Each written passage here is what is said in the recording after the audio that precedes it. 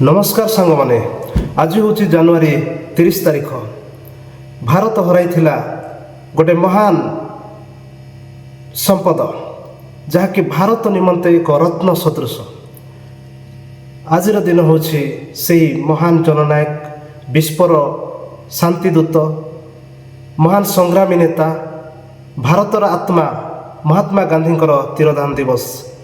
आज दिवस से महान नेता महापुरुषों पाद तले कोटि प्रणाम जनाऊँगी। प्रिय दर्शक बंधु मैंने 1948 मसीहा जनवरी मास 30 तारीख संध्या प्राय 5:15 समय महात्मा गांधी निजर सहयोगी मान सहित संध्या समय एक प्रार्थना सभा को जगदेवा निमंते से जाउथिबा समय जड़े आतताई छल भाव नमस्कार करी गुली वर्षण करथिले एवं से आतताईर गुली से टली जाई प्राण त्याग करथिले एवं प्राण त्याग करबा समय से गोटे शब्द उच्चारण करथिले हे राम।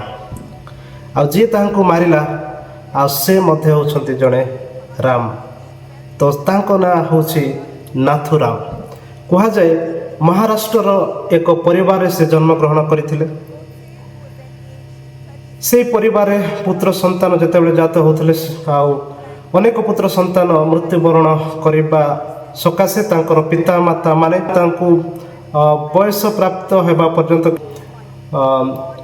गोटे कन्यार पोशाक परिधान कर रखुले जो द्वारा से परिवार रे जो पुत्र संतान माने रहुनथिले से निमंते से मानकर विश्वास थिला जे आ से माने तांको पुत्र बालिका मानकर पोशाक परिधान कराइले आ से जीवित रहिबो से निमंते से माने तांको कन्यार पोशाक परिधान कराइकी रखिले एवं से किछि बयस प्राप्त होला परे से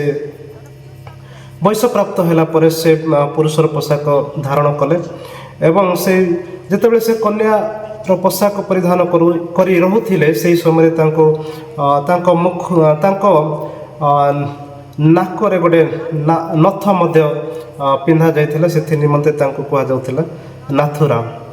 आउ एई नाथुराम महात्मा गांधी को से कौन करथिले गोली द्वारा बध करथिले। महात्मा गांधी बयस होता 78 वर्ष एवं जे तांको बध कला नाथुराम गडसे बयस होता मात्र 37 वर्ष। यार अर्थ जड़े जेजे बापा बयसर जड़े वृद्धा व्यक्ति को जड़े युवक गोली करी हत्या करथिला। यह पूर्व से 2 थर छुरी द्वारा हत्या करने निमंते मध्य आक्रमण करथिला। यह जानी सुधा महात्मा गांधी तांको क्षमा कर देथिले सेथिपाई तो से महात्मा गांधी आ महात्मा गांधी बंचिथिबा समय गोटे कथा कहिथिले जे मते से दिन महात्मा गांधी महात्मार आख्या वास्तव रे मु नेबा को हक जो दिन मु एही अहिंसा नीति रे चालुथिबा समय अहिंसा निमंते मध्य मते जेतेबेले गोली करी दिया जाए मरिबा समय मु जेतेबेले हे राम बोली मृत्युवरण करी से समय ही मो महात्मा गांधीर पदवाच्य महात्मा कहवा निमंते मु योग्य हेबी बोली से कहिथिले। वास्तव रे आ से होछंती महात्मा गांधी एथिपाई जे जे ताहांको 2 थर पूर्वर 2 थर आक्रमण करने निमंते चेष्टा करथिले तांको जानी सुधा से कौन करथिले क्षमा करथिले से निमंते से महात्मा।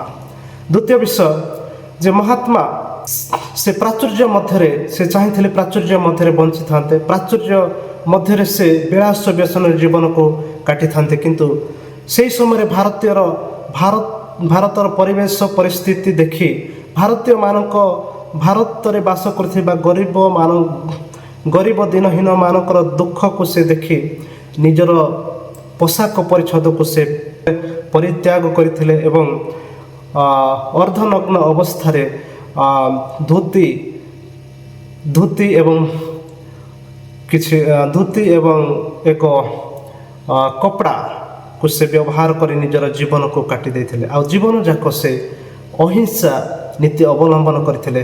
से होछंती वास्तव रे अहिंसार पुजारी अहिंसार से होछंती ପୂଜାରୀ ଚିର ନମସ୍ୟ। ଆଜି କେବଳ ଭାରତରେ ନୁହେଁ ସାରା ବିଶ୍ୱରେ ସେ ବିଶ୍ୱର ଶାନ୍ତିର ଦୂତ ଭାବେ ଆଖ୍ୟା ପାଉଛନ୍ତି। ହୁଏତ ଆଜି ଅନେକ ଭାରତ ବିଭାଜନ ନିମନ୍ତେ ତାଙ୍କୁ ଦାୟୀ କରୁଛନ୍ତି, କିନ୍ତୁ ବାସ୍ତବରେ ସେଇ 78 ବର୍ଷର ବୃଦ୍ଧାଙ୍କୁ ଗୁଳି କରିବା ଦ୍ୱାରା କ'ଣ ଭାରତ ବିଭାଜନଟା ରୋକି ହେଲା କି? ଯଦି ମୋ ମତରେ ଯଦି ଗୁଳି କରିବାର ଥିଲା, ତେବେ ମହମ୍ମଦ ଅଲି ଜିନାଙ୍କୁ ଯଦି ଗୁଳି କରାଯାଇଥାନ୍ତା, ତେବେ ହୁଏତ ଭାରତ ବିଭାଜନରୁ ରକ୍ଷା ପାଇଥାନ୍ତା। ତେବେ ଆପଣମାନଙ୍କର ମତାମତ କ'ଣ? ନିଶ୍ଚିନ୍ତ ଭାବରେ କମେଣ୍ଟ ସେକ୍ସନରେ ଜଣାଇବେ। ରହିଲି, ଜୟ ହିନ୍ଦ।